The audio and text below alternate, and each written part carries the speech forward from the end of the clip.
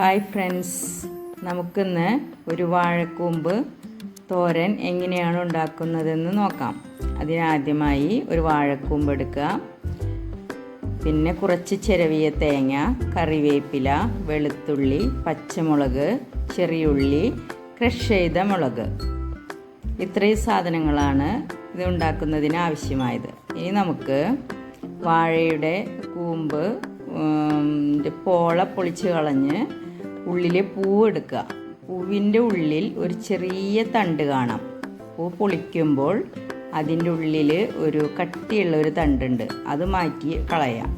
അതാണ് നമുക്ക് കറിക്ക് ചവർപ്പുണ്ടാക്കുന്നത്. ഈ പൂവിലെ ഈ തണ്ടാണ്. ഈ തണ്ട് മാറ്റിയിട്ടുണ്ടെങ്കിൽ എത്ര മൂത്തതും നമുക്ക് ഉപയോഗിക്കാം. എന്നിട്ട് പിന്നെ ഉള്ളിലത്തെ ഭാഗം ചെത്തിയെടുക്കുക. അത് ചെറിയ പീസുകളായി ചെത്തി, പിന്നെ അവസാനം അതിലൊരു ചെറിയൊരു നടുഭാഗത്തൊരു തണ്ടുണ്ടാവും. അത് ഉപയോഗിക്കേണ്ട, അത് ചവർപ്പുണ്ടാക്കുന്നതാണ്. അപ്പോൾ അത് നമുക്ക് കളയാം. എന്നിട്ട് നമുക്ക് ഒരു ചോപ്പറിൽ ഈ കൂമ്പ് വാരിയിട്ട് ക്രഷ് ചെയ്തെടുക്കാം.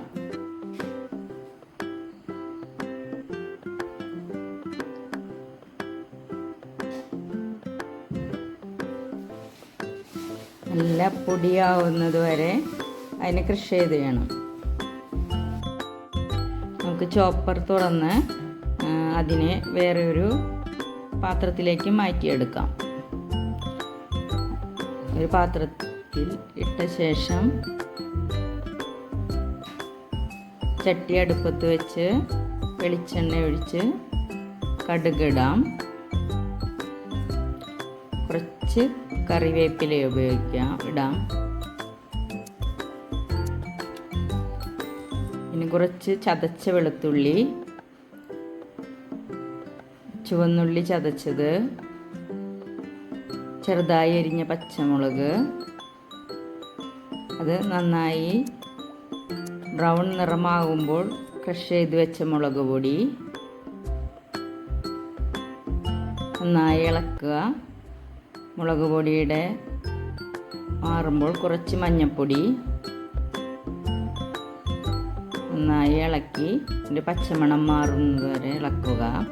പിന്നെ കുറച്ച് ചിരവിയ തേങ്ങ, അത് നന്നായി മിക്സ് ചെയ്യുക. അതിനുശേഷം നമ്മൾ ചോപ്പറിൽ ഗ്രേറ്റ് ചെയ്ത് വെച്ച വാഴക്കൂമ്പ് അതിലേക്ക് ചേർക്കുക. നന്നായി മിക്സ് ചെയ്ത് അത് കുറച്ച് ഉപ്പ് ചേർത്ത് നന്നായി മിക്സ് ചെയ്യാം.